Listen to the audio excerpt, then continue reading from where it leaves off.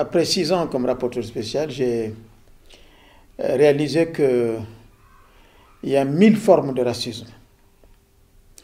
Bon, l'image dominante actuellement, c'est le racisme anti-noir, on en parle. Et l'antisémitisme, on en parle. Mais le racisme est lié à la diversité du genre humain. Dès le moment où deux êtres différents ou deux communautés différentes, marquées par la diversité, soit par l'ethnie, la culture ou la religion, se rencontrent ou se retrouvent dans un espace, dès ce moment-là naît ce que moi j'appelle la tension identitaire, c'est-à-dire soit l'attraction vers l'autre qui n'est pas comme moi, soit la peur. Et pour moi, cette tension identitaire, elle est permanente dans toutes les sociétés où les gens marqués par la diversité se retrouvent. Ce qui veut dire qu'à travers l'histoire de l'humanité, il y a toujours eu des groupes ou des communautés qui ont regardé l'autre d'une manière négative ou hostile ou sympathique, mais rarement sympathique. Et donc, ce qu'il faut garder à l'esprit, c'est ce que j'appelle moi les lunettes culturelles.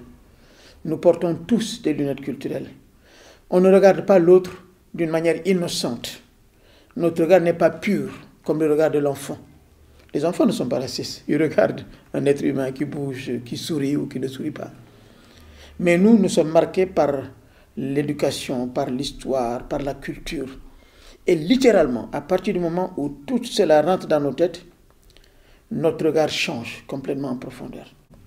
Ce qu'il faut également savoir, c'est que toutes les formes de racisme sont des constructions. Aucune n'est littéralement donc spontanée. Toute dérive découle de cette manière dont on transforme ce sentiment initial de peur ou d'attraction en culture, en quelque chose de durable. Et donc, transformer cette peur, la transformer veut dire diaboliser l'autre, lui donner des caractéristiques négatives, hostiles, pour le démoniser. Et donc, toutes les formes de racisme, toutes sont des constructions intellectuelles d'abord, en tout cas mentales. L'antisémitisme est une construction d'abord intellectuelle. On a démonisé le juif, on lui a donné des caractéristiques précises dans certaines époques de l'histoire. Le noir, on l'a démonisé, c'est étroitement lié à la traite négrière transatlantique, etc. L'arabe, on l'a démonisé, ou le musulman très ancien, dès le premier contact entre le christianisme et l'islam, les deux se sont regardés et se sont regardés de manière hostile. L'amérindien, dès que l'espagnol ou le portugais a débarqué dans les terres des Amériques et des Antilles, il a débarqué déjà avec dans sa tête tout ce que les anthropologues et les scientifiques et les intellectuels, les philosophes européens avaient déjà élaboré sur les autres peuples. Et donc, ils le voyaient comme inférieur. Et c'est pour cela que toute l'entreprise de la colonisation et comme de l'esclavage ont été présentées comme des entreprises de civilisation. Entreprise de civilisation veut dire on civilise des gens qui ne le sont pas. Et donc, dans cette non-civilisation se trouve la construction de la non-humanité de l'autre.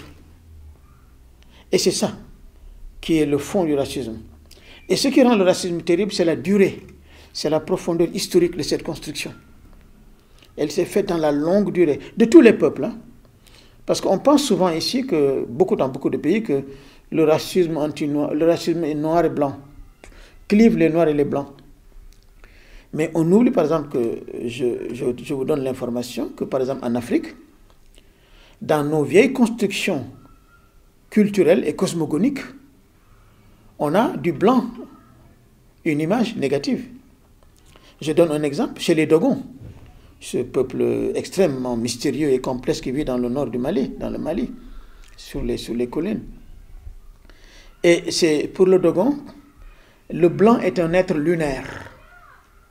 Donc quelque chose d'obscur, de pas net, pas propre. Le noir est un être solaire, supérieur, plus brillant. Mais ça date d'avant l'arrivée du blanc. C'était des constructions qui sont dans les vieilles cosmogonies des Dogons. Donc, voilà l'histoire du racisme.